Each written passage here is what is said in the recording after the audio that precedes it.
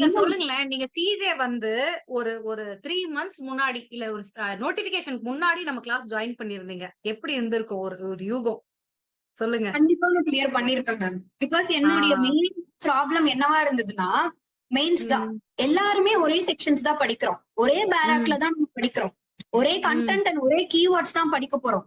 ஆனா how we make a difference when we are writing it, அதுதான் வந்து major role play பண்ணுது. Previous year question papers வந்து நம்ம எஃபர்ட்லெஸ்ஸா என்னென்ன ஏரியா இம்பார்ட்டன்ட்னு அழகா செக்ரிகேட் பண்ணி ஒரு விஷயம் இருக்கும். அந்த விஷயம் தான் நமக்கு பிரிலிம்ஸ்க்கு ரொம்ப யூஸ்ஃபுல்லா இருக்கு அப்படிங்கிறது. ஏன்னா நீங்க கிளாஸ் நடத்தும் போதே ஒரு சில விஷயம் எல்லாம் சொல்வீங்களா, இந்த கொஸ்டின் இந்த ப்ரீவியஸ் இயர் கொஸ்டின் பேப்பர்ல கேட்டிருக்காங்க, இதே கொஸ்டின் அப்படியே நீங்க வாசிச்சு it was already as during the previous year question paper, இதே கொஸ்டினை வேற மாதிரியும் கேட்கறதுக்கு வாய்ப்பு இருக்கு, இப்படியும் கேட்க வாய்ப்பு இருக்கு. சோ அப்படிங்கறதையும் அந்த இடத்துல அட்ரஸ் பண்ணிட்டு and then you will start the session. முக்கியமா ஆமா. சோ அந்த இடம் வந்து நம்ம எஃபர்ட்டே போட தேவையில்லை.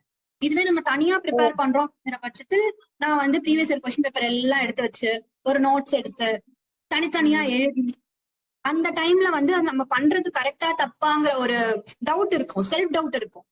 எல்லாருமே இதுதான் பண்ணுவாங்க, ஓட் தமிழ்நாடு இதுதான் பண்ணுவாங்க.